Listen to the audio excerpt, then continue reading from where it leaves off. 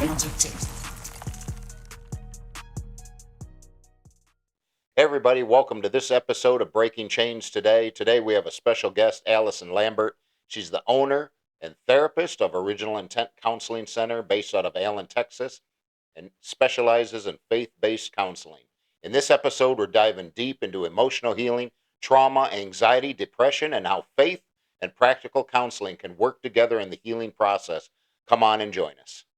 Well, Allison, good to have you on today. Thank you so much. Yeah, I've been looking forward to it and really excited to see what you have to say. We got a lot of topics. I've been diving into a lot of research on what you do. And so, welcome to the show. Thank you for having me. I'm very honored. It says you specialize in cognitive behavioral therapy, solution-focused therapy, and client-centered therapy. It says you draw on your faith to offer wisdom and spiritual insight to relate to each situation in practical and an easy to understand manner, and you offer a highly personalized approach tailored to every client, working with each individual to help them build their own strengths and to attain personal growth as they are committed to accomplishing, right? Yes, I am a licensed professional counselor and I have a practice in Allen, Texas. Okay. A little about your background. It says you have an MA in counseling from Dallas Baptist University, a BA in psychology from the University of Texas. You're a licensed professional counselor supervisor, licensed by the State Board of Examiners of Professional Counselors of Texas. And some additional things. It says you're Collin County Community College Career Counseling Center you've worked with, Downtown Pregnancy Center, and Pathways Counseling Center. And this one, I'm not sure what this one is, but it says you were in the Child Magazine, August 2020 of DFW. It says the Mom Approved Wellness Professionals. Yes, they voted. It was a vote, and I was nominated and won that. Okay. And it also says you're a professional member of the American Association of Christian Counselors. Yes. Oh, it's a mouthful. Well, welcome to the show. Thank you. Yeah. One thing, I went to UTD, University of Texas at Dallas. Okay. Not UT. Okay. And you're also the owner and therapist of Original Intent Counseling Center, with emphasis on faith-based counseling and CBT and solution-focused therapy. Yes. Okay. So we're going to dive right into it. A lot of people are experiencing all kinds of emotional trauma that they haven't dealt with, right? But we're seeing it on a rise, right? Anxiety, depression, all these things rising today. And obviously, you're a professional in that. And so, but before we get started on that, I want you to go ahead and give a little bit of background to the audience. Tell them about yourself and where you're born, how you were raised, a little bit of background. Okay. Well, I was born in Kentucky, but I moved to Jerusalem, Israel, when I was 6 months old because my parents were Southern Baptist missionaries. Oh, wow. So I lived there approximately the first 16 to 17 years of my life. And then moving to the United States was extremely traumatic. It was in the middle of the Gulf War. We had 48 hours to evacuate. So that sent me into my own trauma and depression, trying to adjust to life in the United States. Unfortunately, I did not follow Jesus very closely during that time, even though I thought I was. I was on a lot of deception.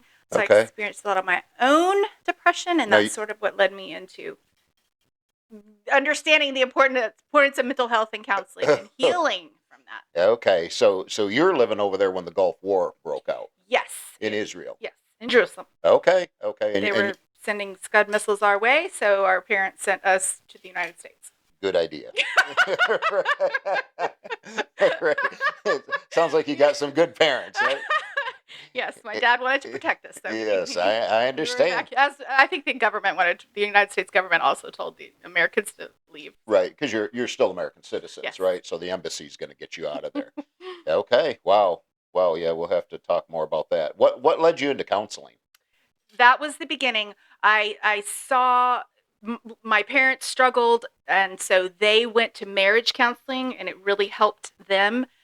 And then later on, after college, I was able to go to my own therapy and counseling, and that really helped me recover and heal. Just talking about it, I realized you can experience depression and the valleys, and you could come out of it. And eventually, that's what led me into the field. So basically, seeing what your own family was going through, their struggles with your mother and your father. Mm-hmm. you mind talking about that a little bit, or Well, I mean, they all, but they could have gotten divorced, but instead, I think the Baptist had a camp that you could go to for married couples and do deep work on marriage counseling. And, Okay. and they went and then they came back, and I remember them saying, practicing, John, I hear you say this. Yes, I'm hearing you say this. Right. And just, it was very, it seemed unnatural, but they learned how to recommunicate, and they're still married. So Awesome. it worked. So basically, communication problems, Yeah. just Yes. And understanding and just understanding each other, right? listening to each other. Okay. It saved their marriage, Oh, which subsequently saved the kids. that's awesome. Yeah, that's needed, Mhm. right? Today we see a lot of trouble in marriages Mhm. because of communication. It's a main thing. So, what made you passionate about helping people heal emotionally was basically what you were talking That about, was right? the beginning, and then my own experience of depression and really walking in the world and then coming back and having just really embracing, finally surrendering to Jesus and having him heal me, and the healing process was probably about 2 years of healing before I even thought about going into the mental health field. Okay, that's something we're going to talk on because a lot of people think it should be a quick fix sometimes. Mm, And you being obviously licensed in it mhm. and have worked in it for several years, it took you time, right? Yes.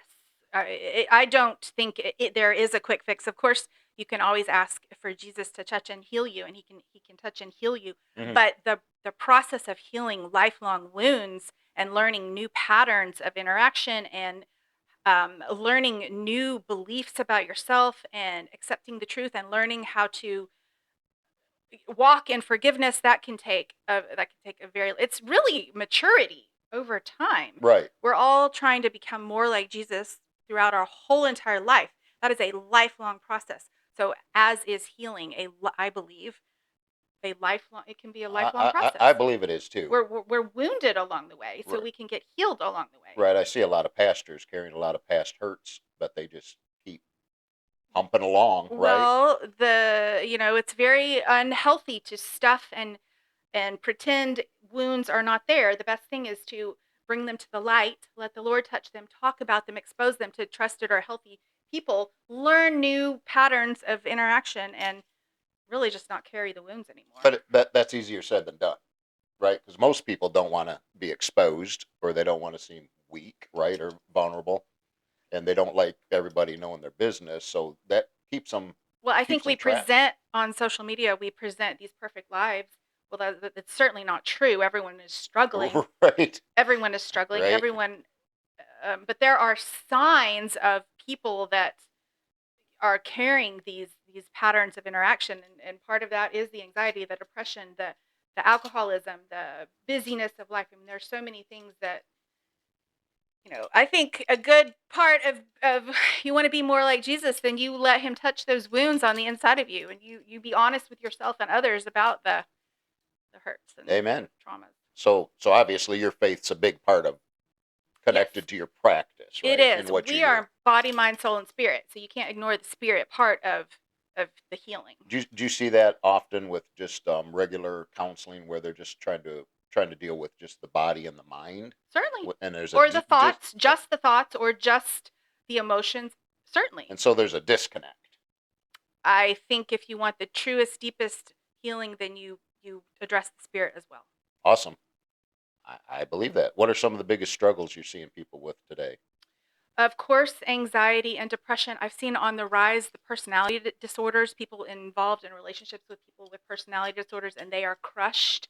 And it's so, I mean, helping people understand if they're in a relationship with somebody that has a personality disorder, what that looks like. What is for those of the audience that don't know what a personality disorder is? Do you want to give them I a believe quick that there's a synopsis? spectrum, there's a continuum. I think it starts with an emotionally immature adult, that somebody that got wounded as a child, and they never emotionally wounded as a child, and they never learned how to be mature in their relationships and their responses.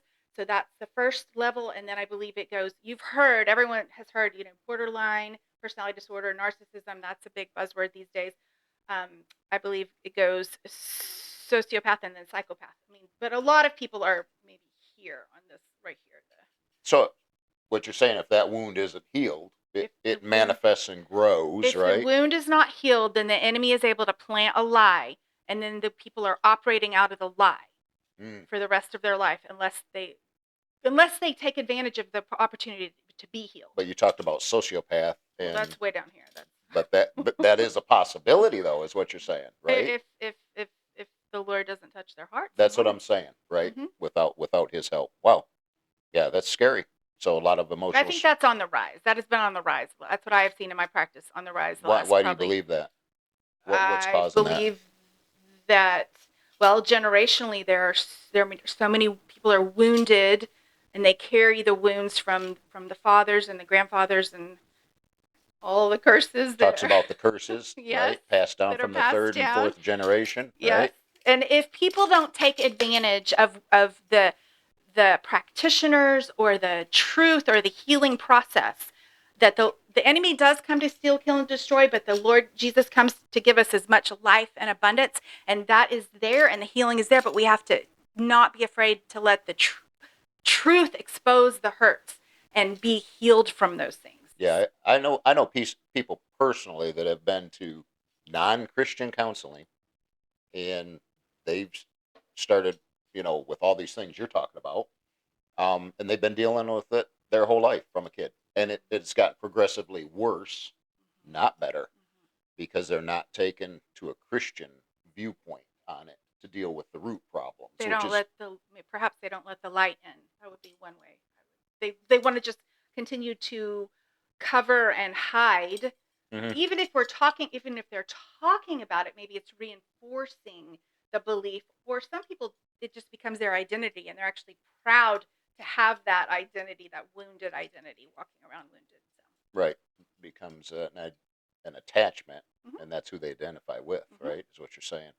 So here's a question: how do you define trauma? What's your definition of trauma?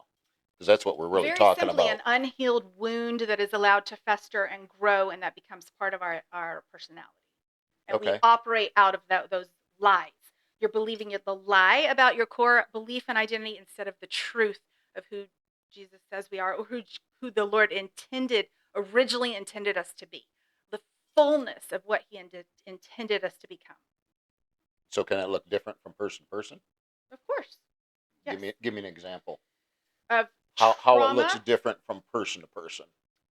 Somebody who wants to operate in a very controlling person, or a people-pleasing person, somebody who has no boundaries, somebody who is a workaholic, somebody who not necessarily maybe I need your counseling. I used to be I still am a workaholic, so extreme anxiety, extreme depression, areas that you are repeating the same problems over and over again.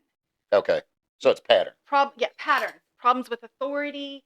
I mean, that's why not everyone has those same things, but they can operate. Well, it varies, right, from person to person. What are some of the common causes of unresolved trauma? I know you touched on some of them, but a big thing I see in my practice a lot is the mother wounds and the father wounds. Such as?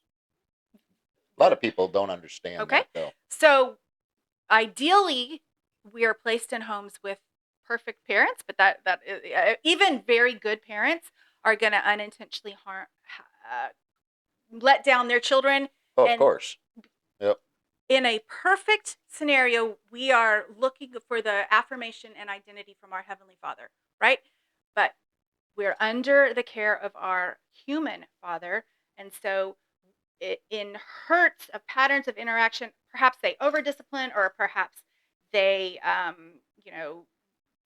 raise their voice too often, or whatever. It sends, and these little children, you start to believe something about yourself, and you can grow up having a father wound. But that's a good dad. So I'm talking about there's absent fathers, there's abusive fathers. Right. Same with mothers. We have these needs. We have these child needs, and if they are unmet, that can create a trauma. That's one. What I got something that comes up. So when we used to do a lot of ministry in the inner cities, a lot of them had no fathers, the children, but the mothers, their lives were really messed up, right? They're just terrible lives. But that was the only identity they knew And even if the fathers would come back, they'd always side with the moms. What do you think that is with a Well, child? the father's role is to impart identity into their child and affirmation. Mm. And without that, the child is growing up wondering, who am I? Mm. What is my purpose? Okay. And they have to kind of figure it out for themselves. And that is a very lost, lonely place to believe and walk around about believing about yourself, I think. And then you talked about the mothers. Now we're getting into the order of the home, Hmm.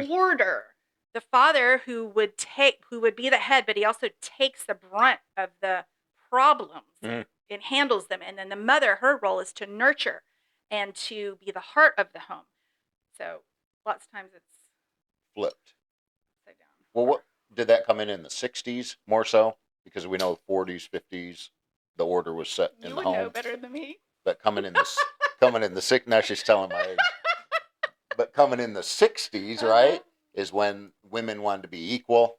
Mm-hmm, Right, they wanted the same paying jobs. mm-hmm, I can do the same thing as a man, mm-hmm. and which I'm not putting down women at all by any means, because a lot of them can do a better job than a man. I think people have a misunderstanding of the the the strength and the role that a woman has, and the strength and the role that a man has, and how it perfectly fits together. Mhm. And a woman who's wanting to fight and take the role of the husband, but they are not potentially hardwired that way, are just going to be tearing down their own home.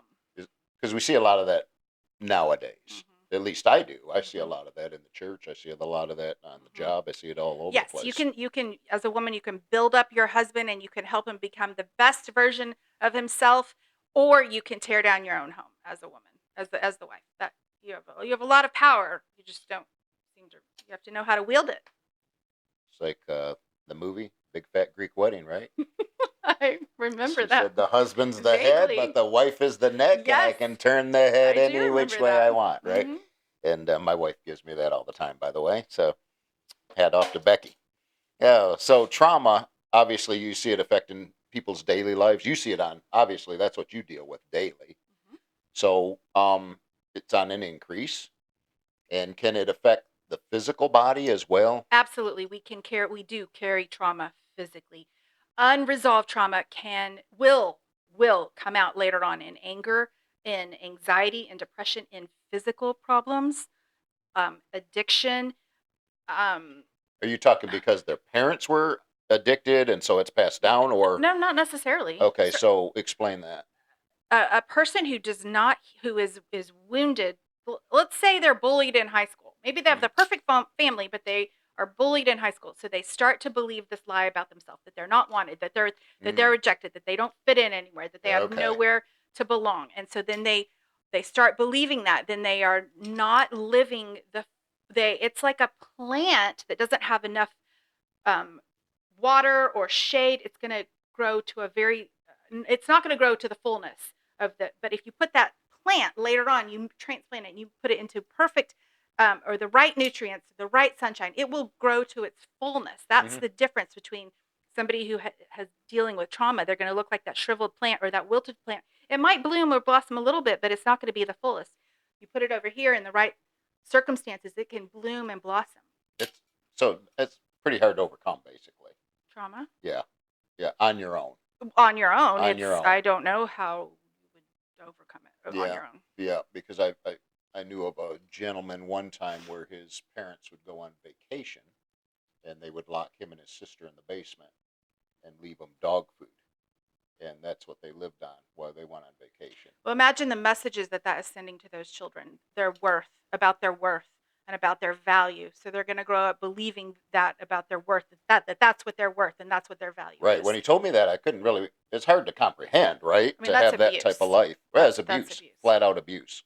But he seemed to have overcome it. But you could tell he was very protective of his sister because of the way they were treated, right? Well, you have to think of the childhood messages that are sent to you as you're growing up, and that's what we hold on to and learn to operate believing about ourselves as we make our decisions Hmm. and who we choose to connect with. What it, how much confidence or fear we have going forward in life. Hmm. Fear is a big thing that stops people from becoming the fullness of what God intended for them. It's fear. It's so simple, but it's just fear. which you see on a daily basis, right? You Fear see is that the fear. underlying core of anxiety. Fear is the undercurrent of anxiety, I believe. The social media, I see this stuff on social media, all these posts, all these people pretending to be something they're not, right? All Mm-hmm. these kids. Mm-hmm. And or peer pressure on social media, or you talked about bullying a little Mm-hmm. bit. Does that play into this quite a bit? Well, social media is going to set an unrealistic example, I believe, of what you can attain or what life is supposed to be. It's not going to show the behind the scenes of the suffering, or again the addiction, or the fights in the homes. Usually that's, I mean, I'm sure that's probably out there, but usually people are going to present this perfect front. There's no such thing as perfectionism. There's perfectionism. There's no such thing as perfection. We need to strive for excellence as Christians and believers, but trying to fit this perfectionism, that sets the bar too high, and we will always fail. We'll never meet that You'll goal. never meet the bar. Right. Nothing's ever good enough. And if you do meet it, you always Mhm. set it higher because you're setting it higher with your Mhm. expectations that I didn't perform well enough or I didn't do good enough. Well, that's a belief that a lot of people struggle with. I'm not good enough. I'm not good enough. I'm not good enough. I'm not good as the next person. That is a very strong core belief that a lot of people have. I'm not good enough. So then they are afraid to try, even if they're the perfect person to apply for that position or the perfect answer to that problem. They doubt that because they have that gnawing belief, I'm not good enough. That can definitely change the course of someone's life Mm-hmm. as a child, right? Mm-hmm. Growing up. And yeah, that'd be their self worth, right? Would be shattered. Self-worth, self-value, those are very connected to trauma. And what's funny about it, the first place that the enemy, talking about Satan, attacked Jesus after he was baptized, right? Came up, John the Baptist went out to the wilderness, was his identity. Yes. That was the first thing that Satan attacked, was his identity. And so really nothing's changed from what you're saying. It's the same patterns. It's the same thing over and over and Same over. schemes. Mm-hmm. Is trauma always extreme events, or can it be little things gradually?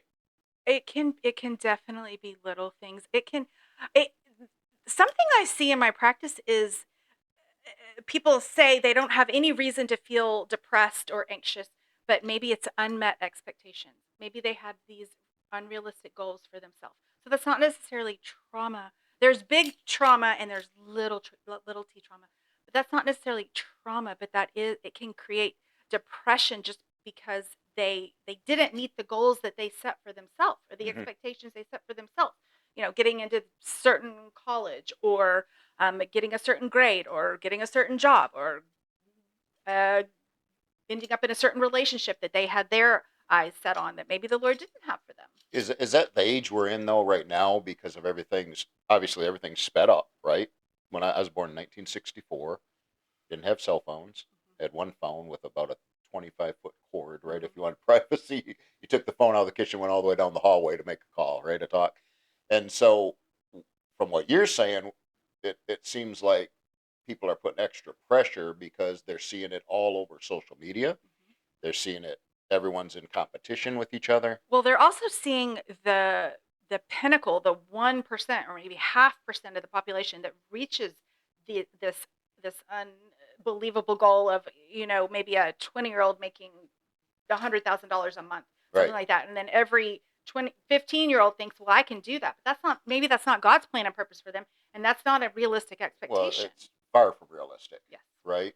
But they perceive it as an achievable goal. But That's what you're saying. you were talking about everything being sped up, and here's another principle I see in my practice a lot is that there's so much information coming at us. There's so many things vying for our time and energy.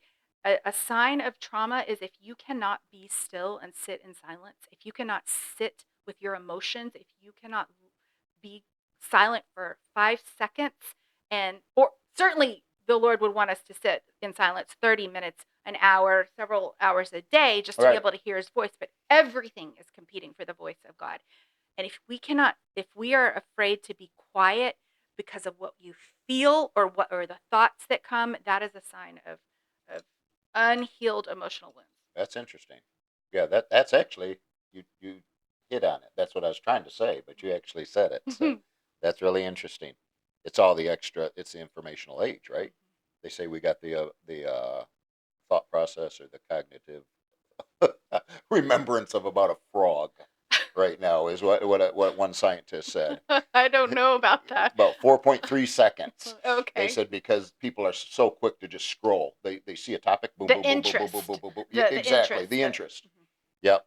And obviously, what you're saying, that is an issue. Yes, we're looking for entertainment, but I think all those things are competing for the presence of God, for God to be the center of our hearts and our minds, and on what's on the throne of our hearts. Mm-hmm. Makes sense. Yes. I mean, a lot of people learn to survive without healing. They Yes. learn to survive. They just deal with yes, trauma. and you can actually become very successful. And there can be very successful people that have learned to hide the trauma. But I got a question. Eventually, does that start to erode that person? Yes, and if you see don't it come deal out? with it, it'll come out somehow. You can have very successful people, but maybe you're not in relationship with anybody. You don't have a relationship with your children. You don't have a relationship with your, community. You're by yourself. You're isolated, or you've alienated everyone else because of your anger, or you've distanced yourself from everyone else or they've left you because of your alcoholism or your drug abuse, or your you have a trail of broken relationships behind you. So Interesting. all of those are signs of. But you've touched on two things, right? My grandfather, on my dad's side, never met him, but he'd fought in World War I, and he came back with all kinds of issues, from hand-to-hand combat in the trenches in France and all this type of stuff. PTSD. Oh yeah, which they didn't know what it was back then. So he turned to alcohol, right, and that became his cure-all. But then he'd get mean, and I remember my dad saying when he got his temper rose, everyone, like you just said, scattered. They didn't want to be in the house because it's just going to be a really bad day, right? And a lot of soldiers coming back. That made me think of that. A lot of them are dealing with that PTSD, which they didn't have a name for it before, right? Yes. So whether it's that kind of trauma, which I don't specifically deal with soldiers, I believe that is a very important part of the work, but that's not what I do. Sure. But an important principle of healing is to be able to look at the truth. What is the truth? Accept the truth of the situation, whether of what happened to you or what your part in it. You have to look at the truth. You have to feel the truth. You have to feel the feelings. You have to grieve the feelings. You have to forgive the feeling through the feelings, but you have to be able to completely turn towards the feelings instead of away from them. What we tend to do is we don't want to hurt, so we hide and we turn away from the pain. But the first step of healing is letting truth in, and that is feeling the pain, feeling the feelings.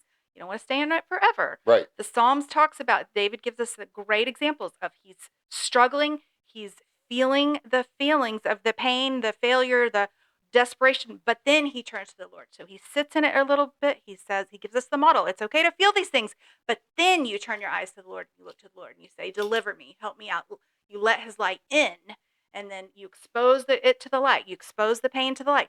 You also can just expose it by telling someone, by talking about it. In my practice, I have this rug and it's got this swirl on the bottom, and people apologize to me. I'm sorry, I'm telling you all this. I'm like, hey, we're just letting all these thoughts and feelings go down into the rug, and we're going to leave them there. I have a question on that, though. It seems like women are easier to discuss things than men.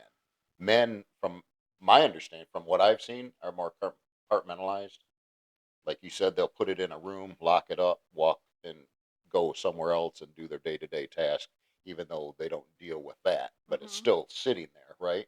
Whereas it's from from what I've seen, it seems more men they deal with it differently than a woman. Certainly deal with it differently. It still needs to be addressed. Right, right. But do you see that also, or no? I mean, I probably have, coming to me as a therapist, I have a higher percentage of women. Okay. But I have certainly had men that benefit just from talking about the problems, maybe getting a female perspective on their marriages or their right, problems that they've. So it's not all, or it's not all men, but there's a certain percentage of men that will come to therapy. Right. Okay. Okay. I, yeah, that's which obviously if they need to be there, they need to be there, Mhm. right, to deal with that. And just because you come to therapy doesn't mean you have to stay for therapy forever.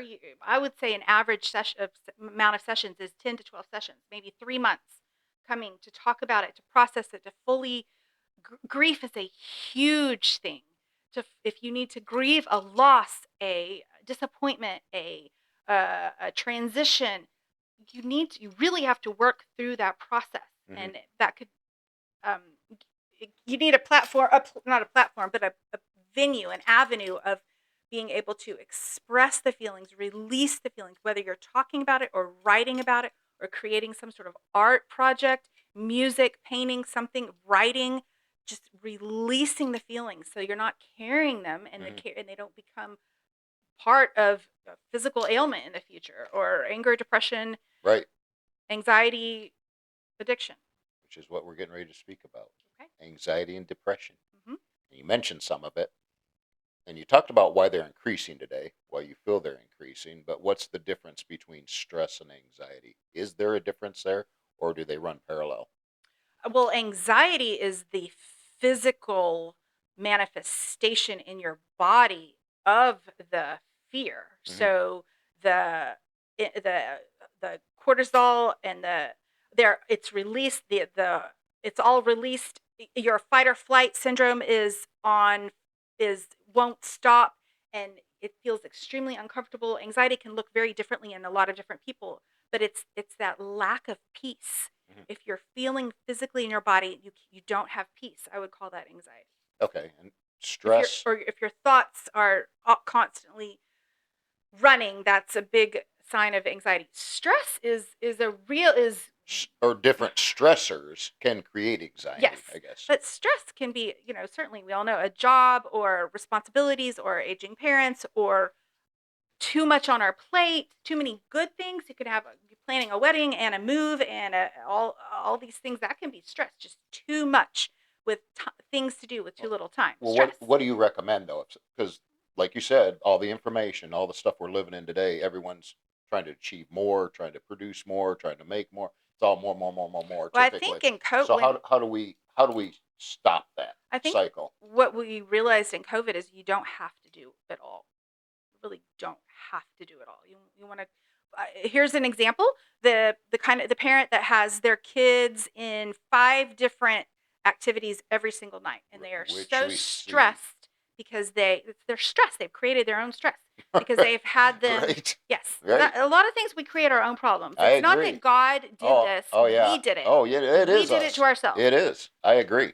Yes, and not everything that happens for a reason. I don't believe that. The reason is people are dumb. People make stupid choices and decisions. That's why things happen, not because God intended them.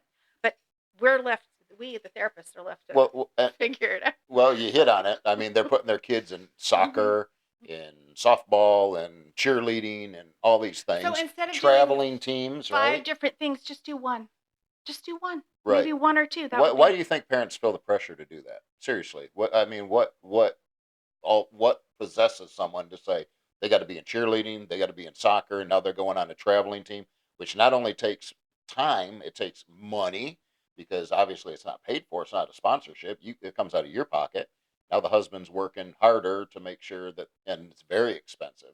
hmm Traveling soccer teams are very expensive, but now it takes the wife or whoever's taking that child away on, stays all over the place. I think those things can be done if it's managed, if you have the time and you have the resources and you enjoy it, and that is the one thing that you're doing. I think it's when you're trying to do all those things and maybe get straight A's and run a business and do 20 other things at the same time that it Hmm. becomes too much. Hmm. So those things in themselves are Not not bad. bad. It's just doing Too much. too much. Right, which I've talked to a lot of people, Hmm. and they seem really stressed Hmm. when it comes down to that, like you've Hmm. said.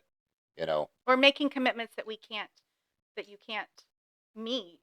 Um, that's a part of the people pleasing of, oh, I think I should be able to meet these expectations, and deep down somewhere, you're not going to be able to meet those expectations. You just tell the person straight ahead. You set the expectation. No, I cannot do X, Y, Z. I can only do X and Y, or I Right. can't do any of it. I can say no. That's a very healthy boundary, is But saying a no. lot of people have trouble saying no, Yes, but you're allowed to say no. It doesn't mean you're not a good Christian if you say no. or a bad parent, Yeah. right? Because the child's friends are all going now. They want to go, Right. but you need Those to. are called boundaries, and those are very healthy. Very healthy. Okay. So obviously, anxiety and depression are affecting people's everyday lives, which you talked about. And how do those struggles affect the relationships and their spiritual life between a husband and a wife once that stuff all starts manifesting? Well, I think it can become part of your identity, and I think the if if I think that ideally, if somebody is struggling through a period of anxiety or depression, Hmm. the other spouse can step in and help carry you until you heal. But if that anxiety or depression becomes your identity, and you're always depressed, and let's say the mom can't get out of bed, or they can't care for the kids, that's going to make the husband be the caretaker. Hmm. And the whole family is going to revolve around, mom doesn't feel well, or mom, can't do anything, so that everyone else, maybe the kids, are parentified. They take on parent roles at a very young age, or they're parenting their siblings. So that's just one example of how, if it becomes, it's Right. okay to have anxiety or depression, Mm. but you need to work through it and heal from it Right. ultimately, rather than it become your identity and you carry it for your whole life. Right. Have you seen people, I guess, go to different coping mechanisms to they turn to deal with this type of stuff, other than obviously if they're not Christian?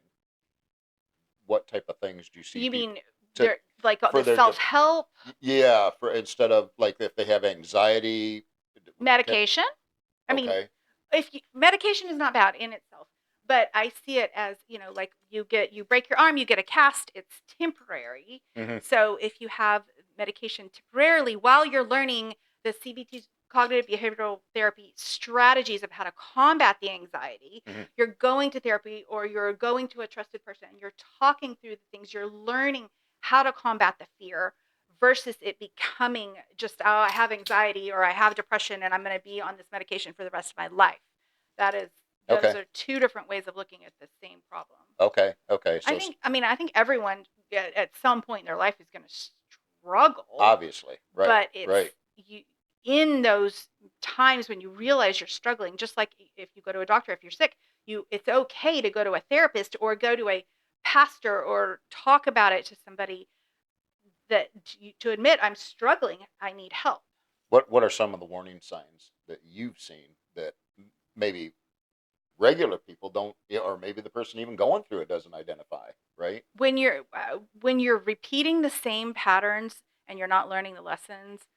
Let's say you are always getting into arguments or strife at your work, and so you quit that work and you go to a different job, and you carry those same problems, and you're always blaming all the other people. You're not taking responsibility, so you go to the next job, you carrying those same patterns. Right. That's one thing.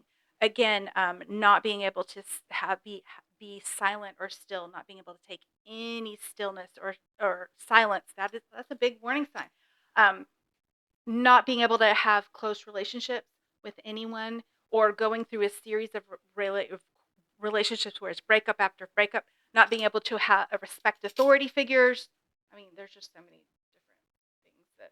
What about people that can't sit still when their family sits down for a movie, but their mind's always on work, or their mind's always on getting? They're not.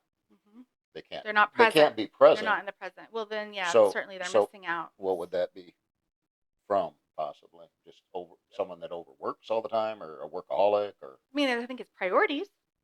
What they, are, what are the priorities? they They could get be stressed about. They could be worried about making enough money to support the family, so that could right. come from a very good place, or they could be just not interested in Right. the relationships in front of them. But you talked So about identity, and you talk about the children looking to their father for that mhm. identification.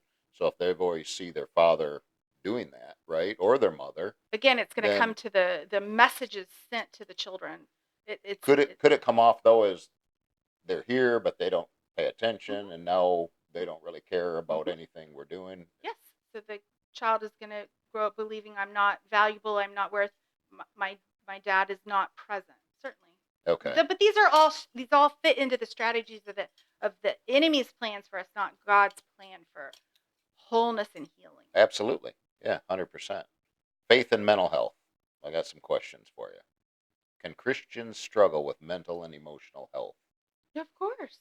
Is there a stigma though that around counseling in certain churches or circles that I think if you're struggling, if you're a Christian, you shouldn't have be going through all this yes. mental stuff? I've had people say to me, I'm a Christian. I shouldn't feel depression, or I should be able to handle this without, you know, struggling. But that's simply not true.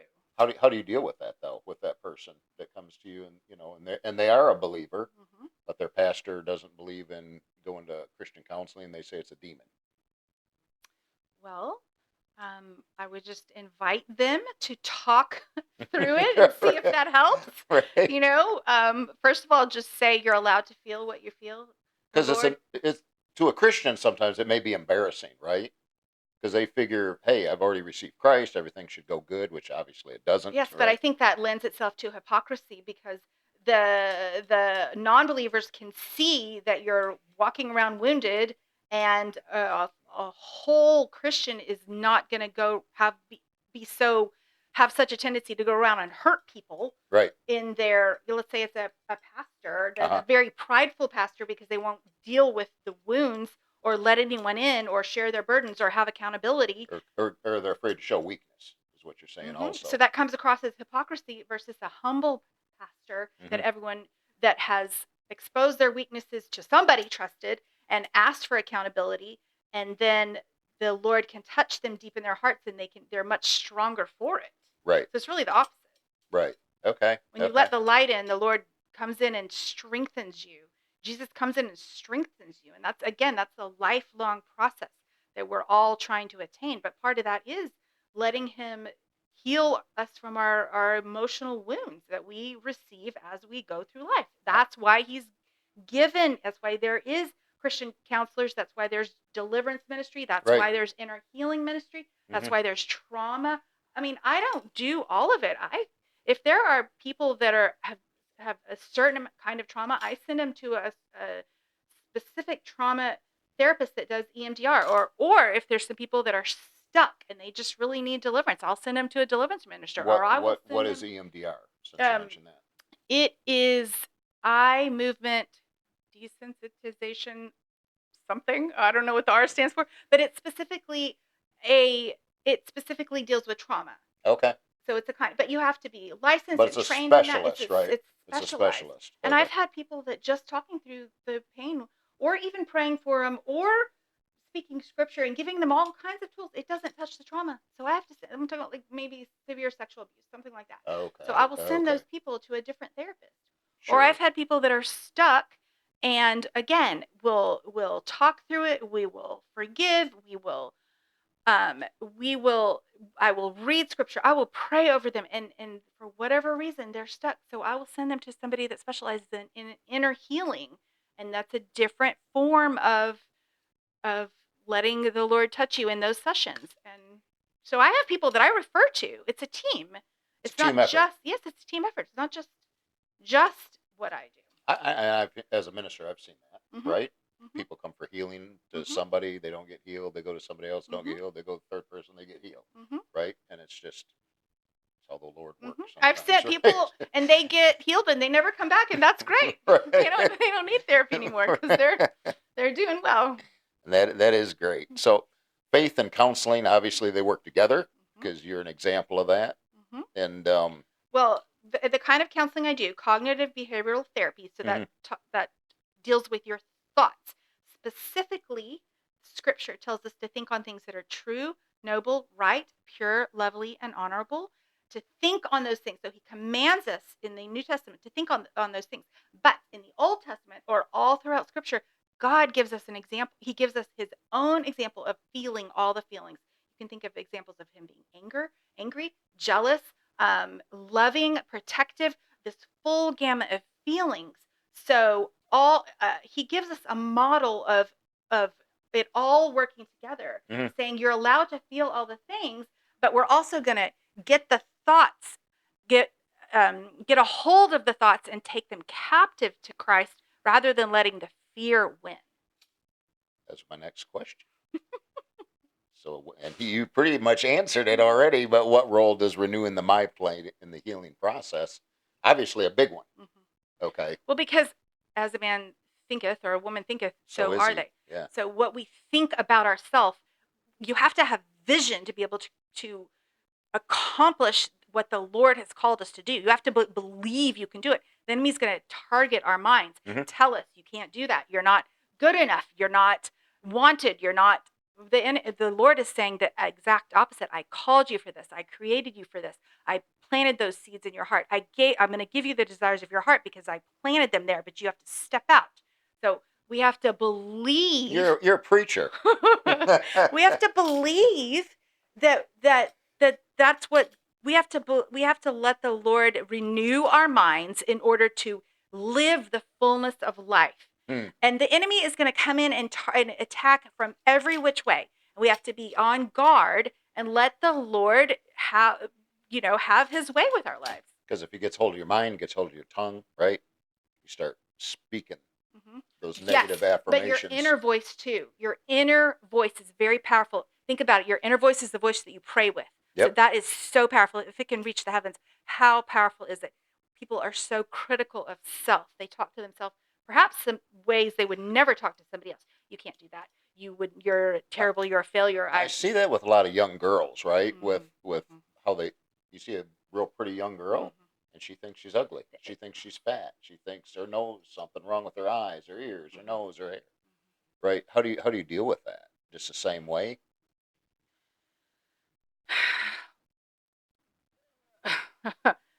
It's a battle. It's an ongoing battle of Because of trying to social help. media. Yes, of trying to help people see the truth. But let's use the example of a body dysmorphia. Hmm. So they see themselves one way. Perhaps they were overweight, Hmm. younger, and now they're thin, but they still see themselves as overweight. I've literally given people a chart and said, "Show me on this where you are." And everyone else sees them here, and they see themselves over here. And so, I mean, there's strategies, there's ways of trying to help people believe the truth, but it is hard. It is hard when somebody starts believing lies about themselves to combat that with to help them believe the truth. And Because, it's repetitive, and it is just enforcing um, positive affirmations, speaking truth, speaking scripture over themselves, speaking uh, life-giving identity. It's hard. It's a battle. it's like weeds, right, in your yard. Mm-hmm. Once they start sprouting up, if they don't get taken, pretty soon they're growing Mm-hmm. everywhere, right? And that's really what you're saying. Mm-hmm. So then you got a bigger problem on your hand to Mm-hmm. deal with. If you don't address it, if you don't let The root. it certainly helps to have a loving home. It helps having a loving community, a loving school, or just a place of belonging where you can heal. And that's what I was going to ask. It's you need community. Yes, we do need community. It's I very hard to I was an heal. isolationist as a kid, so I'd go out in the woods with my gun and just walk for hours and talk to God. Well, nature is very healing, though. Hmm. So we're probably doing pretty well with Yeah, God and nature. talking to the Lord, even though none of my family were Christian at the Mm-hmm. time, right? And Mm-hmm. Well, he was probably talking to you through the nature as well. yeah, So he was. He was. yeah. So I hear a lot about accountability. How important is that? You cannot heal if you blame everyone else for what happened to you. I always say what happened to you as a child is not your fault, but as you get older, you have to take responsibility for what you do with what happened to you as a child Hmm. or happened growing up. If we go through life, those are the people that are emotionally immature adults. They're always blaming somebody else for their problems. They're blaming their boss. They're blaming their coworkers. They're blaming their siblings. They're blaming their spouse for their problems, for their mistakes. Hmm. They're blaming God. They're blaming the government. They're blaming, everyone else except for themselves. The first steps of healing Well, I think we can blame the government for is some of it nowadays. That's my thought, anyway. first steps of healing is truth, and part of the truth is looking within and being horrified and dealing with that horror. Horrible! Wow, I did this. I partake in this. I offended this person, or I let this happen to me, or this was done to me, and I had no part in it, which could be true. But being truthful, Truth is a salve. Truth is an astringent. Truth is a healing agent. So it's over. Basically, they have to get to the point where they're mature enough to just say, Take "Hey, responsibility. this happened to me, but I don't have to behave this way." I choose to forgive myself. Mm-hmm. I choose to forgive others. I choose to release God from anything I'm holding on to, having that reverence. I choose to release everyone, and you walk, and it is so freeing. You allow, if you're holding on to the unforgiveness, you cannot let the light in. You cannot feel the love, the Mm-hmm. full love. It's one or the other. Mm-hmm. That's why Scripture talks about forgiveness is so important. That's one reason. Right. He says, "Forgive others, or I cannot forgive you." It's a spiritual principle, but that it's also tied to healing. It's tied to emotional healing. Is releasing. They've even said that unforgiveness is tied to a host of physical Oh, ailments, 100%. such as heart doctors, for instance, how it affects the heart.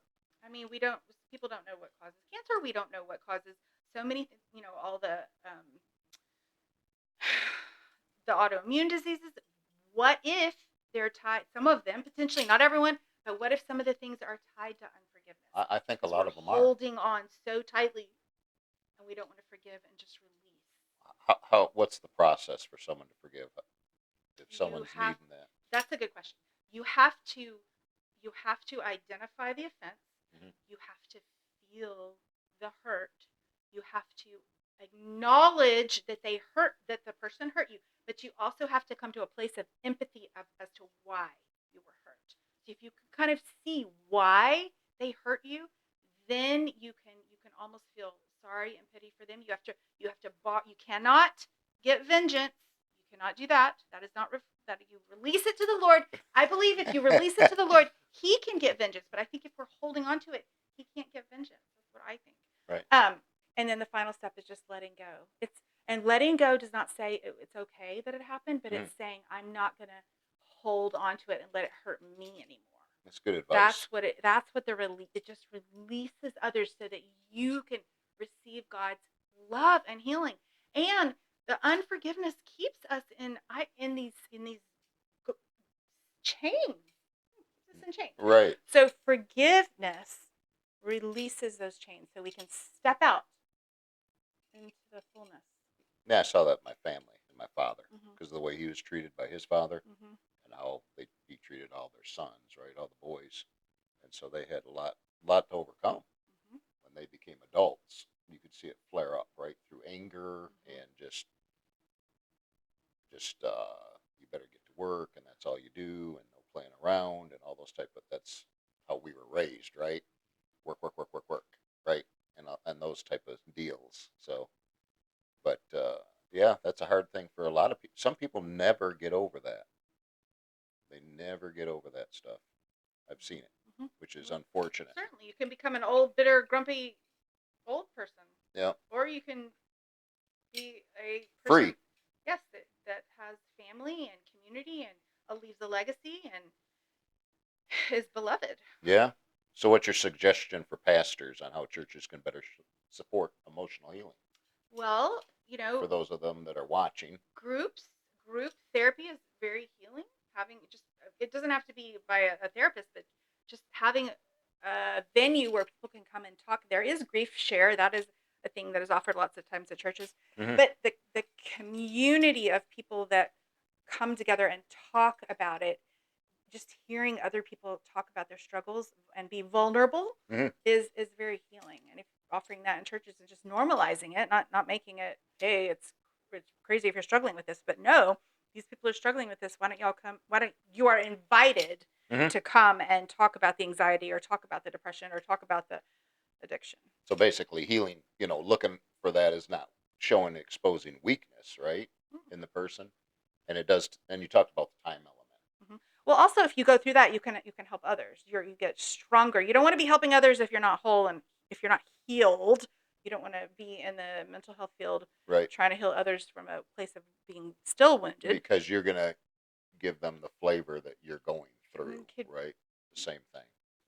But if you walk through a problem, then you're going to have strength and authority in that problem, in that Okay. area. And you're going to be able to speak to it, have the spirit of counsel, the spirit of wisdom to be able to speak and help others. And also it gives you credibility if you've been through Mm-hmm. something and you've overcome Do, it. do you see people though go to seek help, but they have shame about having to do it? That is so good because shame and guilt are external. Those are from the enemy. Those are the voices of the enemy and they keep us cowering and they keep us in fear. Versus conviction, the voice of the Lord, that's from the inside, and that causes us to stand up and rise up and face our problems head on and deal with it. Versus shame and guilt Right. causes us to cower and hide and run away from our problems. So it is, yes, there's a sin problem or there's a area you have to deal with it, but it's the one is the voice of the enemy and one is the voice of God. Basically, you're going all the way back to the Garden of Eden, right? Mm-hmm. They were shameful once Mm-hmm. they realized what they did, right? Mm-hmm. When God was looking for them, right? And what they do, hid Hid. themselves. They hid. Mm-hmm. So that goes all the way from the beginning, right? Mm-hmm. And people have been hiding ever since. Mm-hmm. So next thing I want to discuss is CBT and practical healing. So in simple terms, what for people that don't know, what is CBT that you talked about? Cognitive behavioral therapy. And I know you touched on it, but Mm-hmm. but can you So explain it more? It's identifying the thoughts behind the feelings. You have a situation, you have your thoughts about the situation. You may not be cognitive of the thoughts. May not be thinking, oh, I'm thinking this, but they're so fast.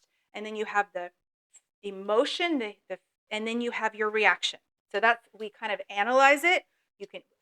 We have worksheets that we can write it out, diagrams. So CBT is identifying the faulty thinking patterns, the unhealthy thinking patterns, and trying to correct it, look at it from a different angle. So a thought pattern shaping your emotions, Mm-hmm. basically. But an unhealthy way of looking at something. Correct. Like, give an example. Yes.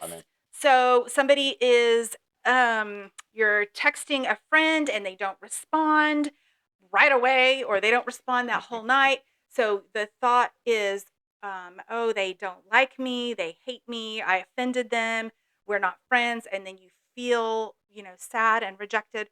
Well, a healthier thought would be, oh, maybe they're busy, maybe their phone died, maybe they didn't see. I got to stop you right there. So why is the first thing you mentioned what I see happening with all the young people, other than the second thing you just said?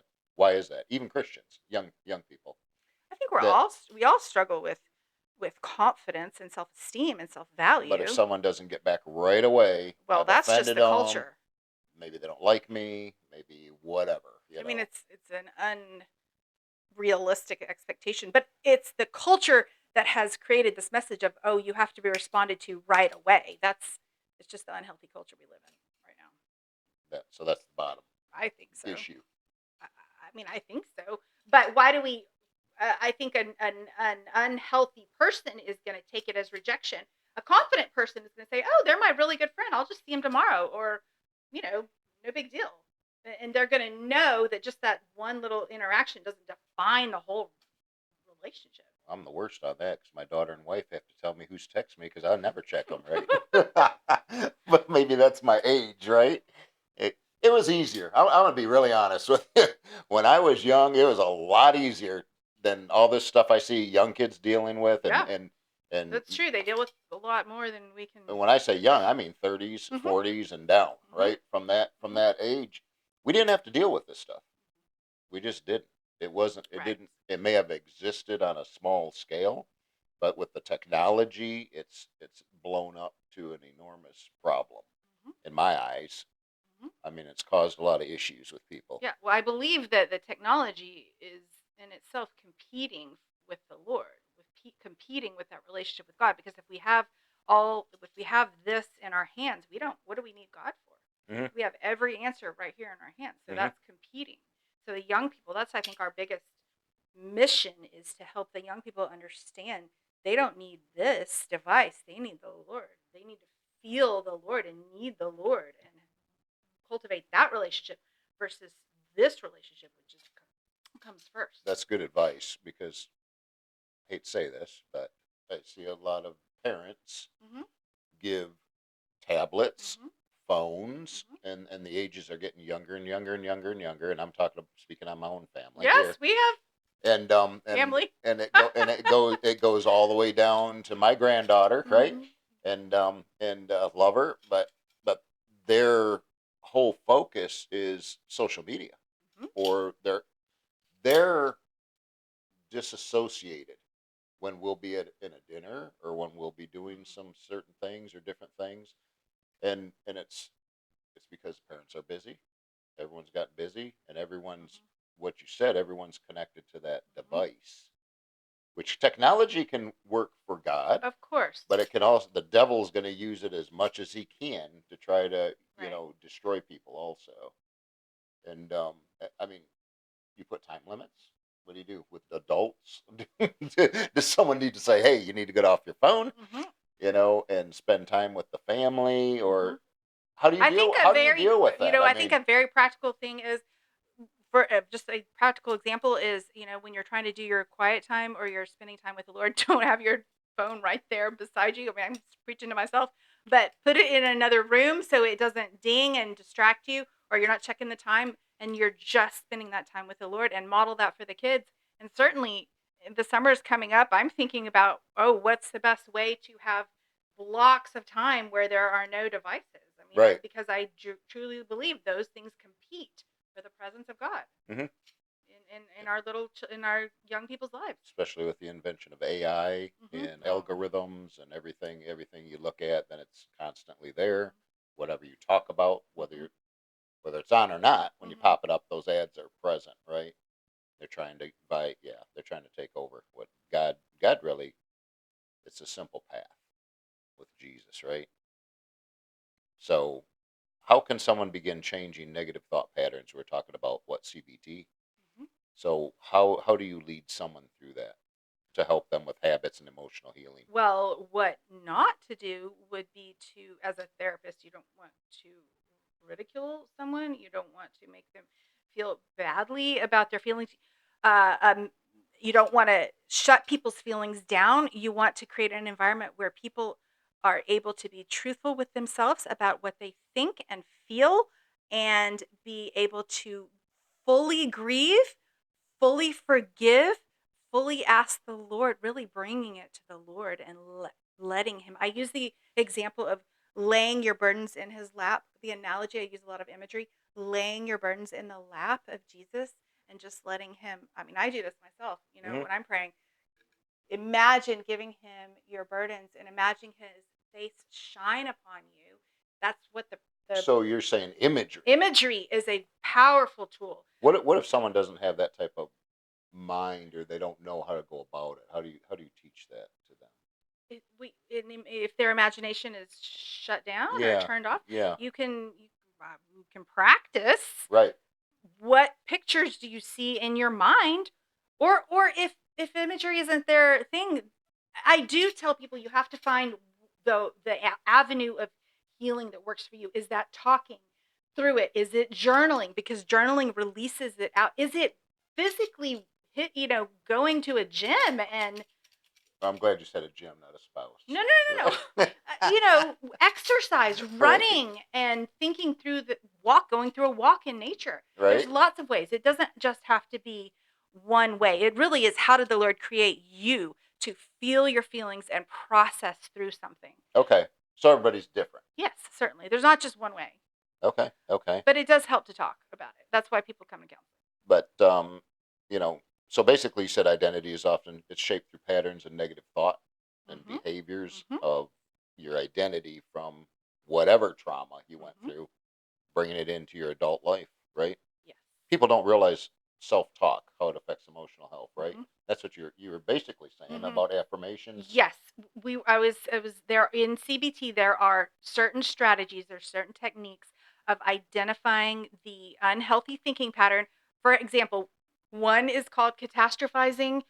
You get a negative grade on a test, and all of a sudden you think you're going to be homeless because you're going to fail out of high school and you're not going to be able to get a job, and then you're going to be out on the streets. And so that we go from 0 to 100 in 2 seconds.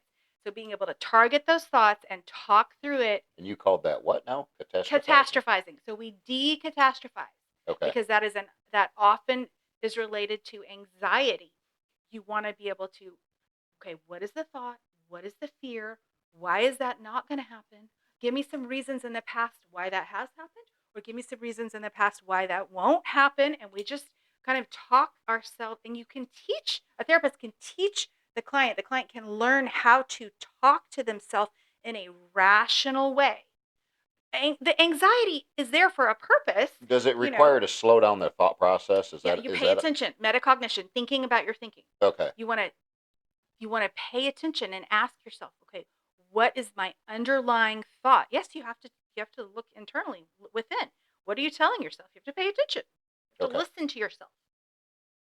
Okay, because I know that special ops, Navy SEALs, they'll teach them a breathing technique when they're under high stress environments. Yes. And they'll do this box breathing technique to slow down their grounding techniques, sensory techniques. All of those are part of the CBT as well. Yes, of just because you think something doesn't mean it's true. So targeting the thought and asking yourself. I like that. Yeah. Yeah. That's obviously what you said. Just because you think something doesn't make it true. But typically we run with it. Yes. And that when people are struggling with anxiety particularly, it's because they have idolized this fear, and the fear has just taken over. And sometimes you really have to find a practical solution. If your child is failing and you're a grade or being bullied, you have to find and you can't sleep at night. You have to find a practical solution and work through it. You can't just you have to take steps, or you have to take strategies, or you have to. I mean, therapy has so many components to it. To target the problem, but really it's identifying the problem, coming up with a solution. And the people that are successful are the ones that don't want to just sit and complain about their problems, but they really want to fix the problems and take responsibility. I've had some clients that are come in 2 or 3 months, and they're good because they took control of the situation, and they did the work.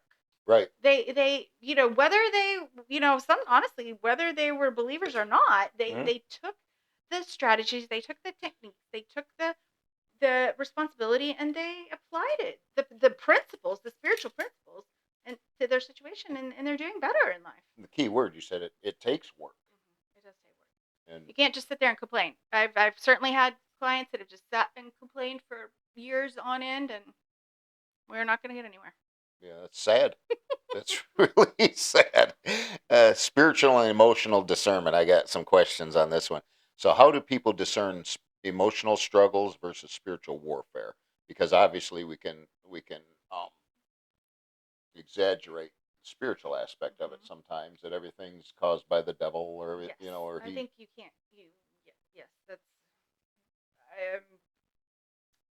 I think you have to be tuned into the Holy Spirit and ask the Lord what the source is. You can certainly go to other people and present the problem, say, what do you see? But I think when there's unexplained causes and things are just kind of going awry, if you pray through something and prayer stops it, then it's spiritual warfare, right? Obviously. Prayer is going to be a shield.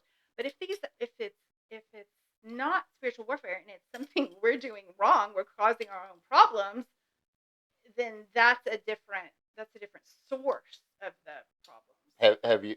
What's the well? Probably can't give a percentage, but I guess what is the percentage of that you see? I mean, I think spiritual. Well, you can have doors. You can have people that are under have open doors all the time because they're not aware of the open doors. Correct. And they're just not aware. Right. Believers, right. Not aware of. Haven't been taught. Yes. Yeah. And then there's the other side where they're blaming everything, like you said, they're blaming everything on the enemy, and they're not spiritualize everything. And they didn't realize, well, okay, they just ran over a nail in the road, and it's not the enemy necessarily; it's just a nail in the road. Right. It just happens. It's life, part of life, right? Do you help people understand the difference between that, or is that not something? Is that something you do as a therapist, but they don't know that you're actually doing that because you're watching them? I will, for people that want to, I will meet people where they're at. Mhm. I will meet people with the amount of faith that they have, with the amount of experience that they have, with the amount of, um, I will pray over people. I will give them scriptures. An amazing scripture that I have learned from my own experience is Psalm 18, Mhm. because it talks about the Lord seeing his little ones struggling, or his, warrior David struggling, and it makes him angry, and he's in the heavens, and he gets angry, and he gets on the cherubim, and his his nostrils are flaring, and he comes down, and he lifts up his people who are suffering, and he puts them in a high place, and he takes care of them, and he models anger, a a righteous anger to get his people out of their problems. And I use that for people that are hopeless, that people think Mm. that God doesn't care about them. Lots of times I have people who are wounded from their relationship with God, or from church, or they've lost their faith, and I'm like, and just because something happens does not mean God intended for it to happen on earth. That is very important for people to know. A Mhm. lot of things happen, terrible things happen. That was not God's plan, that was the enemy's plan, but we sat there and blamed God because we don't know. But no, if God had his way, that never would have happened. But he is going to come into that situation for those that love him, and he's going to turn it around for good. That's what he promises us. That's Because his promise. yeah, because we live in a fallen world, Yes. right? We And can't go so around blaming him for everything that we did ourselves, or somebody else who we were entrusted to did. I feel very strongly and passionately about that. yeah, I agree with you 100%. So can emotional wounds make people spiritually vulnerable? Yes, I You talked believe. about open doors. How can that Well, the progression? wounds. There's the wound, and then the lie comes in, and we operate out of the lie, and and that could be like, I feel I'm rejected. Nobody wants to be in a relationship with me, so that is the core belief of a long line of broken relationships. Or I'm not wanted, and so you can't make good friends. I got a question. So if a young woman feels that Mhm. she's not wanted or went through a bad relationship, Mhm. but now that's her identity, Mhm. right? Can she cause a good relationship to go Yes, bad? that's called self-sabotage. It's sabotaging something good, either because they don't believe they're worth it, or because they are going to hurt the other person before they get hurt, because they don't want to, because they cover up the wound and they don't want it to happen. But they're, So in reality, they're creating the. what would be an example of that for a young woman that's going through that? Well, maybe they have a disagreement or an argument with their boyfriend or their fiance, and they believe, or they accuse that person of cheating, and there's Right? no evidence for it, there's no Right. basis, or they become very controlling, Okay. not able to trust the person, and so ultimately it's going to lead to a breakup, instead of Based on their past emotional wounds based on from their what someone, fear, maybe. right, Hmm. or maybe someone did cheat on Hmm. them. Hmm. So now it's carried into every single So it situation. could be the belief, I will always get cheated on, and so Okay. then it could be a self-fulfilling prophecy. Hmm. So there's so many things. Yeah, that's bad. Someone gets so it becomes a cycle with people. It can, Yeah, that's if you adopt that belief. correct. But the Lord is always offering a way of healing. Always, always, always through life. And you talked about fear impacts decision making and identity Hmm. tremendously. Hmm. People will not get married because of fear. Hmm. They'll Hmm. not go to seek a better job because of the fear of Hmm. failure, right? Hmm. That I probably won't get it anyway, so why try? Hmm. Do you see a lot of that? Certainly, I see a lot of that. You can see that a person is fully equipped, fully capable, but they don't see it. They don't believe that about themselves, so they won't try. Hmm. They won't step out. Or, I mean, I remember when I had the opportunity to open the business practice, I heard a preacher, a female preacher, saying, you know, that she made the decision to never make a decision out of fear. I said, well, I thought to myself, wow, that I really admire that. So it was right about the time I was opening the practice, and I said, Lord, I'm going to just trust you that I will always have the money for the rent. Hmm. I will always have enough clients to pay the rent. I mean, that was just the very beginning. It was Right, like right, $600 a month or something like that, and right. it has never Well, it's a failed. fear of every Uh huh. aspiring business person, Well, right? certainly. Because it's a step of faith. Hmm. Whether you're a believer or not, it's still a step of faith that a business person has to take. Yes. And they don't know if it's going to go well. They don't Mhm. know if it's going to be a failure or if all the things are going to be met Mhm. in a timely manner. But the Lord had laid it all out for me. I admit I had a lot of anxiety at the time, um, opening the practice, but I do remember making that decision, and I stepped out, and I've been in business since 2014, and I'm very grateful. I'm very thankful to be able to God always provides be and makes a way to be in the field of mental health. to be and you're helping a lot of people. So honesty plays a huge part before God. Honesty with self, with others, and with the Lord. Yes. And so suppressed emotions, we talked about that, right? Fear being isolating. Hmm. So for people watching on the podcast, what encouragement would you give somebody struggling today? I would just say that just because something happened does not necessarily mean the Lord intended it, and He will not leave you. He will not abandon you. He will show a way. His plans and purposes are eternal. All we have to do is turn to Him, and He will show you a bridge of how to get to from where you are right now to where He wants you to be. It's not going to be instant. It's a process. But all we have to do is surrender and let the light, and He will show you. He will bring people into your life. He'll bring just messages, symbols. He will bring things into your life to show you he loves you, he cares about you, and he will deliver you out of the pain and the darkness, because that's not what he has for you. He has fullness and abundance and joy.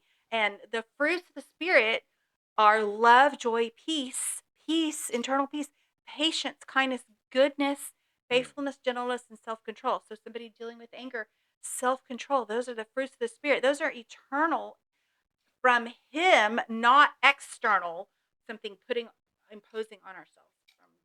How can someone know? Do you want to talk to the audience when it's time to reach out for help?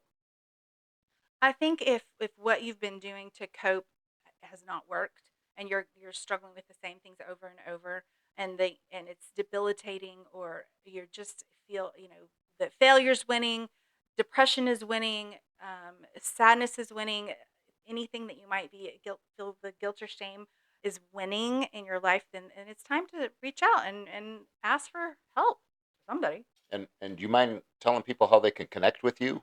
Sure. My website is originintentcounseling.com, and it's Original Intent Counseling in Allen, Texas. So you can just Google it. Okay. One more thing. Yes. Will you pray for those people that are watching this Yes. that whatever the Lord leads you in, to pray Yes. for them? So, Heavenly Father, we love you, we honor you, we praise you. You are the Ancient of Days, and we just declare you are still on your throne, and you always will be, Lord. And I thank you that you have a plan and purpose for each person who is watching this podcast right now. I thank you that you love them, you care about them. You are the perfect Father, the perfect friend, Lord, the perfect spouse, Lord. You are perfection. Thank you that they can turn their burdens to you, their pain, thank you that you have a plan of healing for each person, Lord, that's unique to their makeup because you created them. I just thank you that we've released right now the spirit of healing, it'll be the balm of Gilead. I pray that you give them the courage to reach out, and you will connect them to the right source to walk through the pain and heal them from the pain, so they can fulfill the complete original plan and purpose and intent that you had for them from the foundation of the earth. In Jesus' name, amen. Amen. Thank you for joining this episode of Breaking Chains today. We hope it touched you. If it did, make sure to share it with somebody, like and subscribe, sign up for our newsletter, and until next time, break chains.